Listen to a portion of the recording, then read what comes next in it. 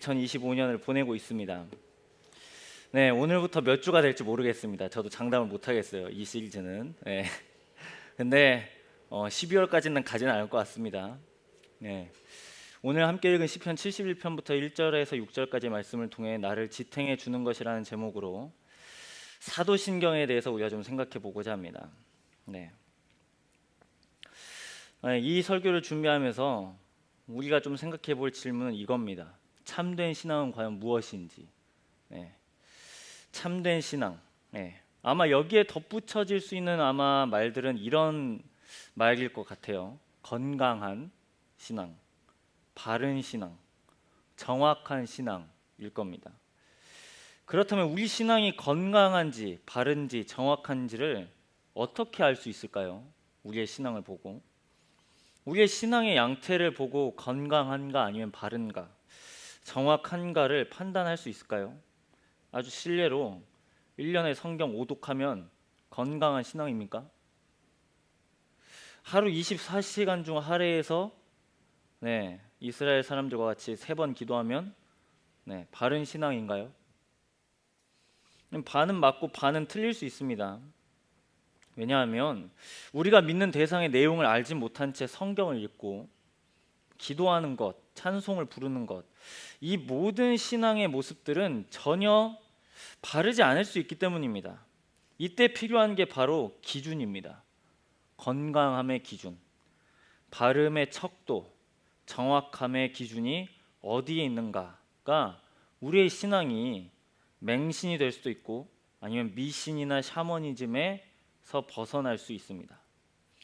이런 의미에서 우리의 신앙의 대상이신 하나님이 어떤 분이신지, 하나님이 어떤 일을 하셨는지를 분명히 정리해준 이 사도신경은 너무나 중요합니다.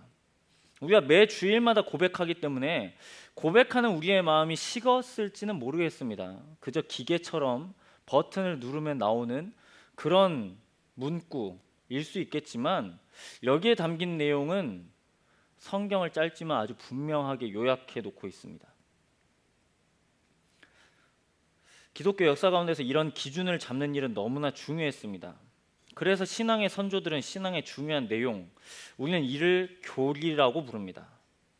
이런 것을 묻고 답하는 형태로 수많은 사람들에게 신앙이 무엇인지 가르쳐 왔습니다.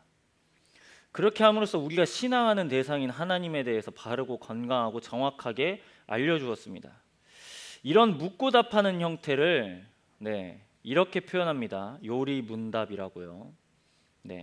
요리문답, 묻고 답하는 것. 요리는 중요한 교리를 말합니다. 그러니까 중요한 교리를 묻고 답하는 것이라고 신앙의 선배들은 그렇게 해서 많은 질문들과 그것에 대한 답을 주고 많은 사람들에게 신앙을 가르쳐 왔습니다. 신앙을 배우는 데 있어서 아주 중요한 내용을 간추려서 질문의 형태로 다시 재구성되어졌습니다. 이 요리문답에 들어가는 3가지가 있습니다. 이건 상식이에요, 여러분. 첫 번째가 바로 사도신경이고요.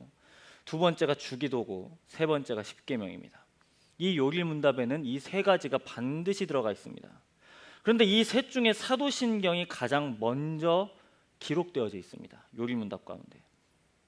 그러니까 성경의 중요한 교리를 함축적으로 요약한 이 사도신경은 분명히 중요한 게 틀림이 없습니다. 우리는 기도의 모범을 예수님께서 가르쳐 주신 주기도를 통해서 배우고요. 하나님의 명령을 율법의 뼈대인 십계명을 통해서 배웁니다. 그러면 성경의 진리는 무엇을 통해 배울까요? 사도신경으로 배웁니다. 이 인트로에서 참된 신앙이 무엇인가라는 것으로 질문을 시작했습니다. 답을 드려보면 그렇습니다. 참된 신앙은 우리가 믿는 대상과 내용을 바르게 아는 것입니다.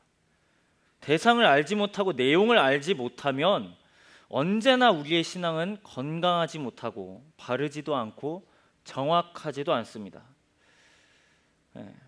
그렇기 때문에 우리에게 이 고백되어진 이 사도신경은 상당히 중요한 의미를 갖고 있습니다. 그런데 놀라운 건 주기도나 십계명은 버젓이 성경에 본문이 있어요. 마태복음, 누가복음, 주기도문, 출애굽기, 신명기, 십계명. 그런데 아무리 눈을 씻고 찾아봐도 사도신경은 그에 따른 본문이 성경에 기록되어져 있지 않습니다.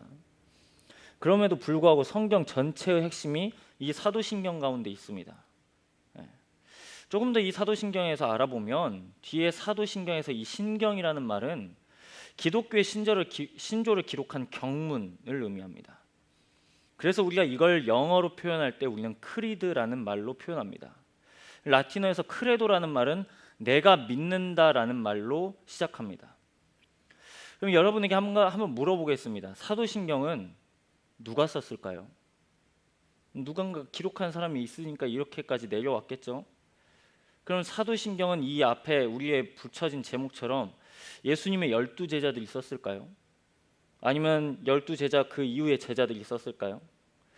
네, 안타깝게도 이 사도신경은 12명이나 그 이후의 사람들이 작성한 게 아닙니다. 그럼에도 불구하고 이 사도라는 말이 붙여진 이유는 사도들의 신앙 고백과 그러한 교리의 내용을 고스란히 여기에 담고 있기 때문에 그 권위를 인정해서 우리는 사도들의 고백이라는 의미로 사도신경이라고 부릅니다. 거두절미하고 그럼 왜 이 사도신경을 고백할까요?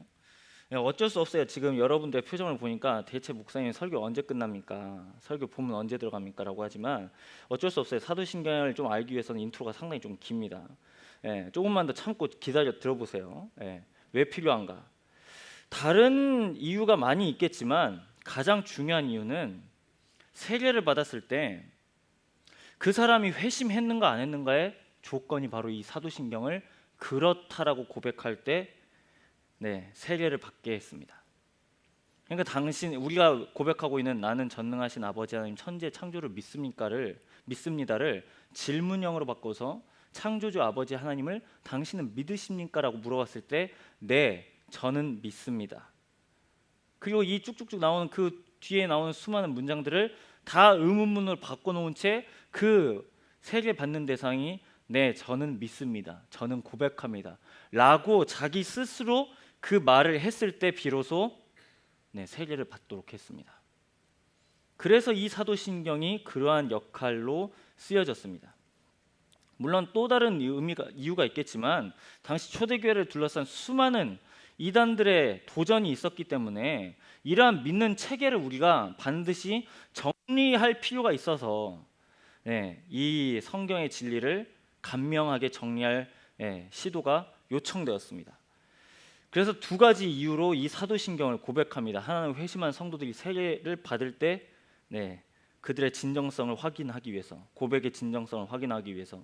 두 번째는 수많은 이단들의 도전에 맞서서 우리가 믿는 바를 정확하게 정리하기 위해서입니다.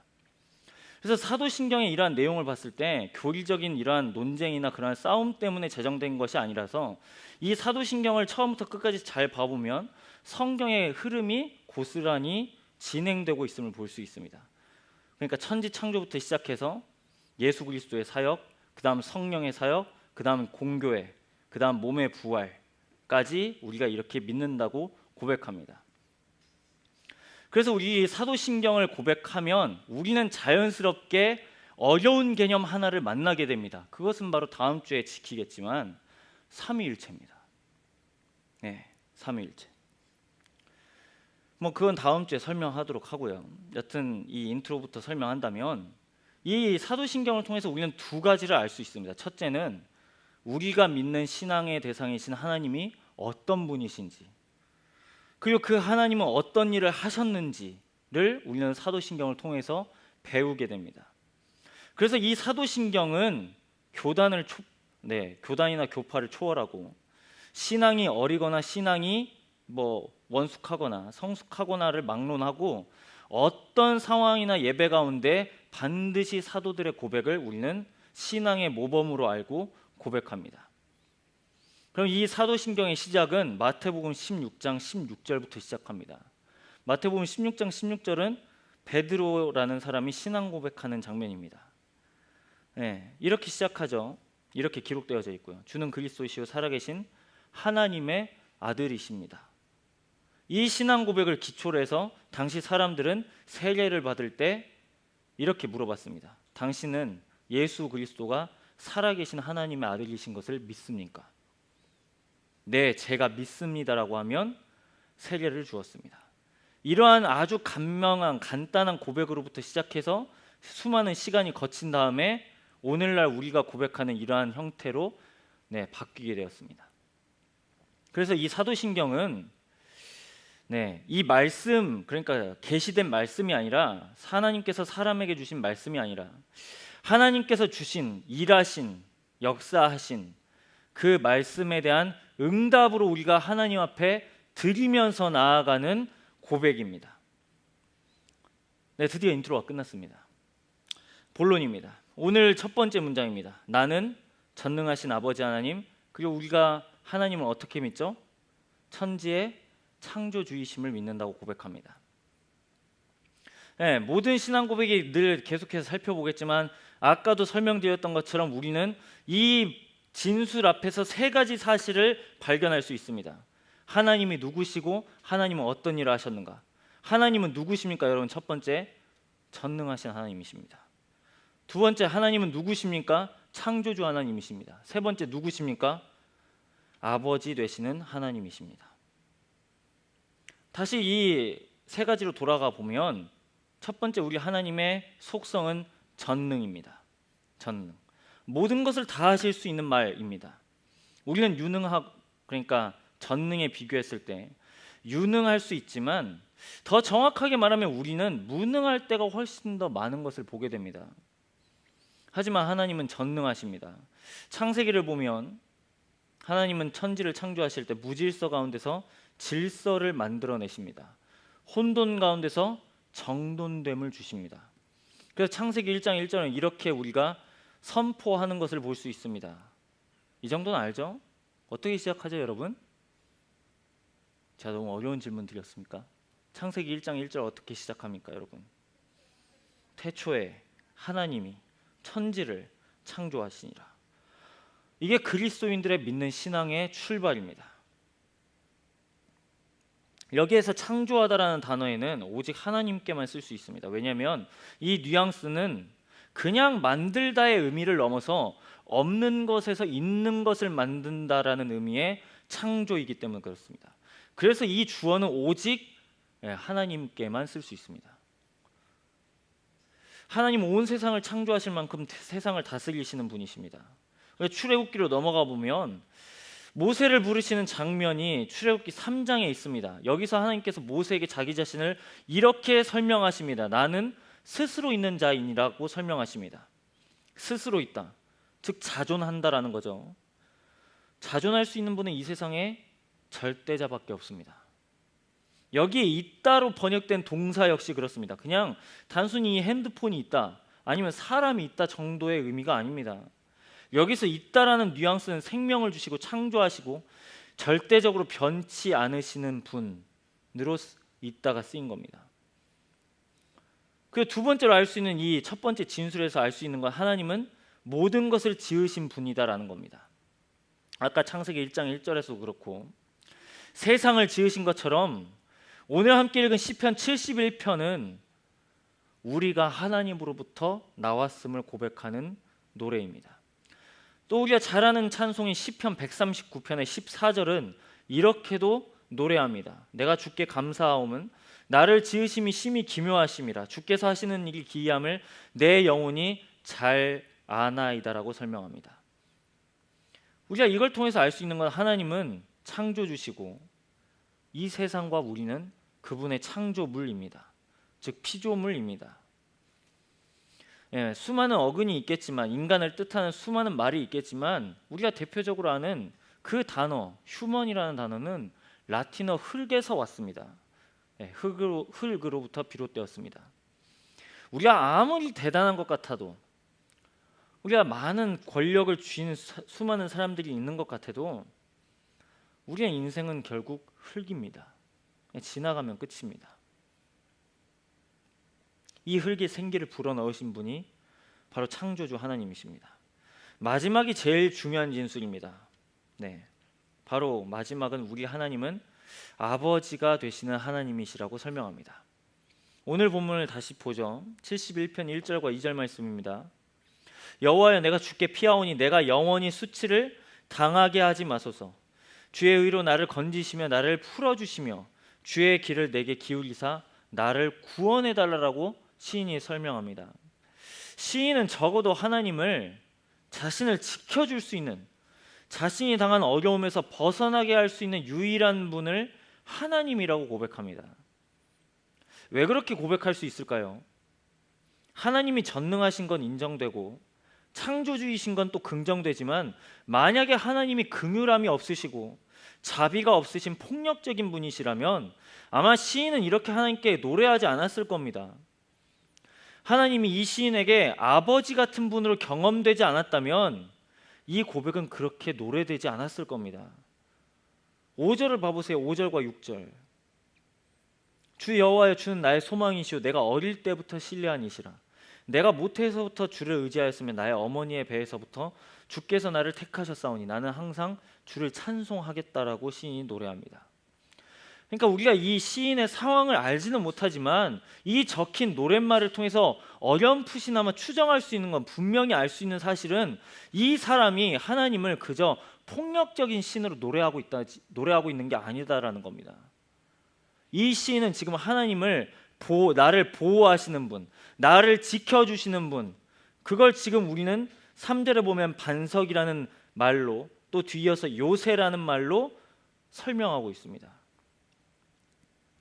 결국 이건 다 아버지로부터 파생된 개념입니다. 그러니까 이 사람이 지금 하나님을 아버지로 부를 수 있는 경험이 있기 때문에 자기가 당하는 우겨싸움 가운데서 하나님 앞에 이렇게 노래할 수 있는 거죠. 나의 아버지이신 하나님은 나의 어려움을 모르지 아니하시고 나의 이 어려움 가운데서 벗어나게 하시는 유일한 보호자이신 걸 고백한 겁니다. 이걸 알기 때문에 이 사람은 71편에 아무리 지금 자기가 당하고 있는 우겨쌈이 있다고 하더라도 다시 한 번 더 믿음의 시선을 들어서 하나님이 나에게 어떤 분이셨는지를 다시금 고백합니다. 오늘 우리가 그리팅의 질문이 그거였습니다. 하나님은 나의 하나님이시다 라는 이 고백이 여러분에게는 어떻게 다가오느냐라고 여러분에게 질문했습니다. 여러분은 하나님이 나의 하나님이시다 라는 말이 어떻게 들립니까? 그리고 어떻게 이해되어지고 있습니까? 신약성경 빌립보서 4장 19절에서 20절은 이렇게 설명합니다. 나의 하나님이 그리스도 예수 안에서 영광 가운데 그 풍성한 대로 너희 모든 쓸 것을 채우시리라. 하나님 곧 우리 아버지께 세세 무궁하도록 영광을 돌릴지어다. 아멘. 바울이 분명히 이걸 경험한 거죠. 나의 하나님은 나에게 가장 좋은 것을 주시는 하나님. 하지만 빌립보서가 기록된 그 시점은 감옥이었습니다. 아무것도 할 수 없는, 심지어 4장 13절 우리가 아는 것처럼 내게 능력 주시는 분 안에서 내가 모든 것을 할 수 있다는 그 고백도 감옥에서 쓰여진 겁니다. 그러니까 이 바울이라는 사람 역시 믿음의 시선이 감옥에만 머무른 게 아니라 감옥 위에 계시는 나에게 가장 좋은 것을 허락하시는, 여전히 나를 지키시고 보호하시는, 지금 나는 수감되어 있지만 끝내는 나를 좋은 것을 주시는 하나님을 이 사람은 깨달은 거죠. 그러니까 이렇게 고백한 겁니다. 이제 우리에게 적용해 봅니다. 우리는 신앙 고백을 통해서 매 주일마다 하나님이 어떤 분이신지 고백합니다. 나는 전능하신 아버지 하나님, 천지의 창조주를 믿습니다. 이제 우리가 이 고백에 응답할 차례입니다. 여러분은 이 간명한 진술 앞에 하나님을 어떻게 고백하고 있습니까? 오늘 설교의 제목이 나를 지탱해 주는 것이라고 설명했습니다. 우리를 지탱해 줄 것만 같은 것을 우리는 붙잡습니다. 오늘 1~3부 예배는 바벨탑 사건이었는데 그 사람들이 딱 그런 케이스죠. 나를 지탱해 줄 수 있는 유일한 힘은 저 탑이다. 그렇기 때문에 우리가 저 타워를 쌓아야 된다.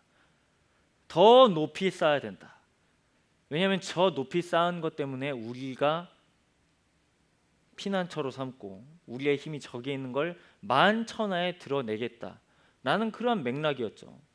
하지만 하나님께서 창세기 11장에 보면 그 탑을 쌓는 모든 사람들의 수고를 다 한순간에 무너뜨리십니다. 그들의 언어를 흩어버리시죠. 게다가 오늘 딱 성령 강림주일로 저희가 지킵니다. 이 창세기 11장과 사도행전 2장은 놀랍게도 연결점이 있습니다. 언어가 흩어졌던 창세기 11장에서 사도행전 2장에 가보면 수많은 사람들이 각자가 말을 합니다. 비슷해 보이죠? 창세기 11장에는 같은 말을 했고 같이 이제 같은 자리를 위해서 바벨탑이라는 것을 쌓았습니다. 그리고 하나님이 다 흩어버리시죠. 언어를 흩어버리셔서 소통 자체가 안 됩니다. 그래서 이제 사도행전 2장에 가보면 이 사람들이 드디어 한 성령을 받습니다. 그리고 각자의 언어로 하나님의 일하심을 말하기 시작합니다. 근데 그 내용은 모두 다 동일한 하나님의 일하심을 말하는 것이었습니다. 이건 지금 창세기 11장과 사도행전 2장이 약속으로 이루어져 있음을 우리에게 선언한 겁니다. 우리 역시 그렇습니다. 여러분, 우리는 무엇을 위해 삽니까? 우리가 안전하고자 우리는 무엇을 지탱하고 있습니까? 무엇을 붙들고 있나요? 우리의 소유인가요? 소유가 될 수 있죠. 여러분의 주식인가요? 여러분의 부모님의 이력인가요? 근데 그 어떤 것도 우리를 지탱해 주지 못합니다. 영원히요. 온전히요. 마치 바벨탑과 같이 무너집니다. 내 안에서도 쌓았던 바벨탑이나 외부로 인해서 쌓았던 그 탑이나 결국 이 모든 시도는 영원하지 못합니다. 오직 우리의 영원한 보호는 아버지 되신 주 하나님으로부터 나옵니다. 이제 설교 마무리인데요. 저도 사도신경 앞에 인트로에 설명드렸지만 셀 수가 없죠. 사도신경을 몇 번이나 고백했는지 셀 수가 없습니다. 번수 자체가 성립이 안 되죠. 근데 우리가 저도 그렇지만 늘 지나갔던 이 고백이 어쩌면 우리의 신앙을 붙잡는 기준이 되는 것을 우리가 돌아보게 됩니다. 수많은 신학자들이 말합니다. 우리의 신앙은 이해를 추구해야 되는 신앙이 되어야 된다고요. 전적으로 동의합니다. 여기에 기록된 수많은 사건들이 우리의 이해를 추구합니다. 때로는 자로 재보듯 다 과학적인 검증 아니면 그런 계량, 수치, 우리의 이성을 사용해서 성경을 봐야 되는 건 맞습니다. 때론 그렇게 해서 이 성경을 이해할 수도 있습니다. 그런데 우리의 믿음은요, 온전히 이해가 되어서 믿는 게 아니던데요.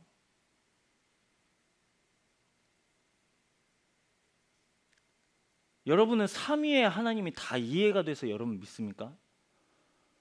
여러분은 삼위의 하나님이 다 온전히 명명백백하게 이것이 다 논리적으로 성립되어서 우리는 사도신경을 고백하고 있나요? 여러분, 예수 그리스도의 죽으심과 부활이 담기고 있는 그 깊은 의미를 알기 때문에 우리가 이 신앙 가운데 우리가 고백하고 있나요? 아니요. 때로는 그렇지 않을 때가 훨씬 많지 않나요? 그냥 2시가 딱 2시 6분이 됐으니까 그냥 시간 앞에서 인도자가 인도하니까 또 반복하는 거 아닌가요? 그럼에도 불구하고 우리는 그렇게 앵무새같이 고백했던 이 고백 때문에 우리의 신앙이 바르고 건강할 수 있고 정확해질 수 있다는 사실을 기억해야 합니다. 우리가 이해되어서 믿었다면 오히려 우리는 믿음 없는 자가 되기가 더 쉬울 겁니다. 이해가 되어서 믿었다면요. 어쩌면 믿음이라는 건 이해가 되지 않는데도 불구하고 이 진술이 내 삶에서 벌어질 것을 기대하는 마음 아니겠습니까? 나는 전능하신 아버지 하나님, 나는 하나님의 전능성을 믿고, 나는 하나님이 폭력적인 신이 아니라 억압하는 신이 아니라 나를 지키시고 보호하시는 아버지이심을 고백합니다. 그리고 그분은 나의 삶을 다스리시는 창조하시는 하나님이십니다. 이 진술이 우리의 믿음을 인도한다고요. 이 진술이 내가 하나님을 작게 여겼던, 하나님을 믿지 못했던 그 모든 상황을 뛰어넘게 하는 그런 고백이 된다라는 겁니다. 우리 역시 마찬가지입니다. 우리는 또 다음 주에 되면 이 사도들의 신앙을 따라서 고백하겠죠. 또 우리는 이 고백을 따라서 우리의 믿음은 하나님이 어떤 분이신가를 다시금 발견할 겁니다. 누군가는 아버지가 되신 하나님이라는 이미지가 되게 희미할 수 있고요. 그냥 뭐 이게 하나님 뭐 창조하셨나요? 그냥 때 되면 때 되는 거죠. 유전자 합성 아닌가요? 우주가 어떻게 그렇게 해서 되는 건가요? 빅뱅을 통해서 이 세상이 생긴 거 아닌가요? 하나님의 전능이요? 하나님의 전능하셨는데 왜 성경에 이런 폭력이 있죠? 하나님이 전능하셨다면서 왜 사람들을 그렇게 억압하시죠? 억울한 일에 짓눌리게 하시죠? 여러분, 이때 우리가 필요한 게 그겁니다. 우리의 믿음을 들어서 그냥 그런가 보다가 아니라 이 진술 앞에 정말 그러신가? 내가 고백한 이 진술이 정말 그러신 하나님을 내가 지금 보고 있는가? 라는 태도로 우리가 나아가는 것이 이 신앙을 다시 시작하는 이 고백의 의미가 될 것입니다. 앞으로 우리는 계속해서 이 신앙의 진술을 통해서 우리의 믿음의 고백을 다시금 생각해 보기를 원합니다. 그래서 이전에 내가 생각했던 하나님, 내가 여전히 몰랐던 하나님, 내가 그냥 한쪽으로 치부해 버렸던 하나님, 내가 이 사도신경의 고백 앞에서 진술된 수많은 사건들에 대해서 그냥 있었다면 이제는 나의 마음을 열어서 정말 그러신가 바라볼 수 있는 우리가 되기를 소망합니다.